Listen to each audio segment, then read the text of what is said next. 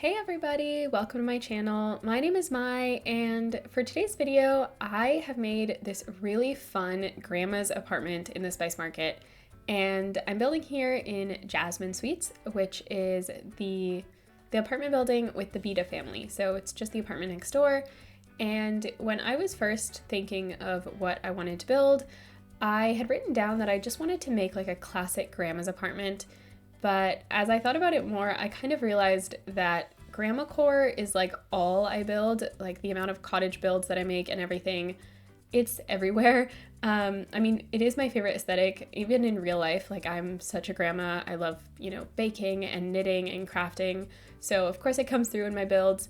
But yeah, then I just decided, you know what? Instead, I'm going to make like a really fun grandma's apartment. But I didn't really know what that looked like. So you can see me struggling a lot at the beginning. With the wallpaper, the flooring, and the couch specifically too. And as I'm building, I'm just trying to think of like, what is Eccentric grandma's personality? And I was thinking, oh, maybe she's like, really artsy, and I don't know, maybe she's kind of grungy. And that's when I find this couch, which is one that you can buy from the flea market, which happens just right across this apartment. So I was thinking, oh yeah, she's just like a really kind of like grungy, like cluttered, very like scattered mind kind of person. But I just couldn't make it work. So I ended up going right back to pretty much the first thing that I had chosen. And it's great because I use this couch from Discovery University, that pink couch, and I pair it with this perfect love seat, which is from Paranormal Stuff. I think, and the colors are just perfect. They work so wonderfully, and the patterns and the colors that the love seat adds to this room is just exactly what I needed. And so the living room just starts to come together, and I use these paintings from City Living. I just like size them down because they're massive, and I find that the vase, the plant from movie Hangout Stuff, and that also worked perfectly in here. The colors were everything. And I also make that little coffee table pairing using the coffee tables from Tiny Living because I love doing that every time. It just adds so much dimension that other coffee tables just can't do. And next to the front door, I just kind of make like a little entryway table with that mirror from, I think it's high school years, and that end table from Growing Together. And I put that little like dish full of coins because that feels so grandma-y to me. And we are starting off in the kitchen in this other corner. And for the kitchen, I use these appliances from Growing Together because I just loved the color. And then I also use the counters from Parenthood because, I don't know, they just felt right in here. They felt fun, but still a little bit dated, which is kind of the entire aesthetic that I'm going for. And I thought about mixing it up with the cabinets, but it just didn't work out. So I used the matching ones from Parenthood. And you can see the sink there. It looks very bold, and I liked it because the hardware like matched the handles and stuff on the Growing Together appliances, but I just felt like it was too bold and it just drew too much attention to it. So I ended up switching it for a different base game one later. And this is where I decided that I didn't want the bar stools to be super matching, but in the end I decided that they just look the best. So just give in to the monotone pack situation in the kitchen. And for the dining room, I also wasn't really sure what style I wanted.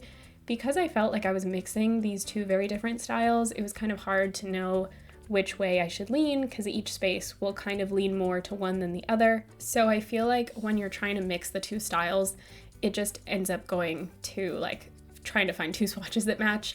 And if anybody knows a cure to my obsession with these chairs from Paranormal Stuff, please let me know because I just can't stop myself from using them every time. They just always look the best. And I don't know, it must be like really annoying to like see me use them in every single build, but it's so hard not to. Like the shape, the colors, everything just works. And here in the corner, instead of putting this chair at the end of the dining table, I decided to just put it in the corner like it's an extra chair that's kind of being used for storage. And I placed that pile of books, which is from Book Nook, and on that wall, I'm just trying to place a bookshelf. And I end up using the exact, like the first bookshelves that I had placed. You'll see me switch back to them now. And I love these bookshelves so much. One, because of like, I think the style is really cute. but also because they fit in like, they're so flat against the wall, they fit really nicely in these like smaller spaces, and I just wish that we had more swatches for it because I love using them. And I ended up going with this really dark brown because it's like, I don't know, is the best I could do, but yeah, it does stick out a little bit, but I felt like, you know, maybe there's a story to it, like the grandmas had them for a really long time, and that's why they're that deeper wood, which was way more common, I think, back in the day. And I don't know, her style has changed, but she loves her bookshelves. And I really like those felt flowers that I added on that wall. You can totally like imagine that the grandma made them.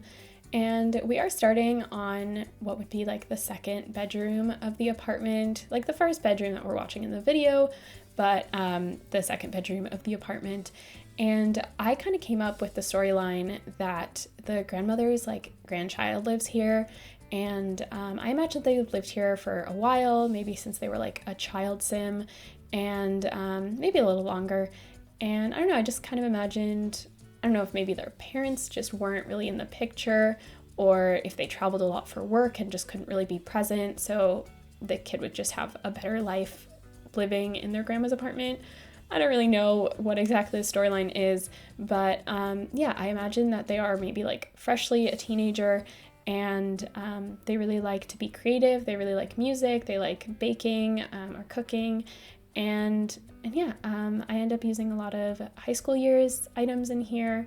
I mean, that entire pack was kind of designed around what teenagers like, so I think it's really hard when you're making a teen, like, not apartment, a teen bedroom, to not like want to use the high school years items. But I did at least try to kind of keep the swatches a little bit different, mix in a lot of colors so that it's not like way too matching. And here in the corner, I put in a guitar at the beginning, but I ended up switching it for a pastel pop chair. There it is. It's super cute. I used that cow swatch with the purple cushion. I like that it like matched the black and white aesthetic, but kind of also introduced this new purple color. And yeah, it just like totally completes the room. And because I had the idea that they really liked baking, I thought it would be fun to use that like cookie rug from Pastel Pop. And yeah, I just love Pastel Pop. It's probably one of my favorite kits. I think it's amazing. I love Plumbella, and yeah, it looks really nice. And over here, I think the best part about being able to move the windows now in apartments is that I can move them over to properly place the curtain exactly how I like it. I hate how curtains always clip in just the most awkward places. So sometimes I just move the window just to give myself a little bit of that flexibility.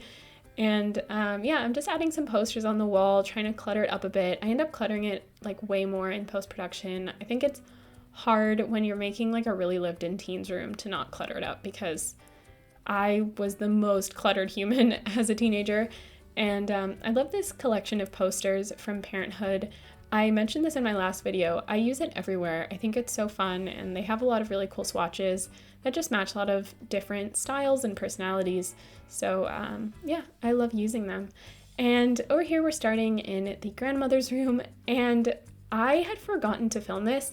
I had stopped recording after I made the teens room for like a brief second because I had to do something, and my idea was to just like leave it in the same position and just continue recording when I came back.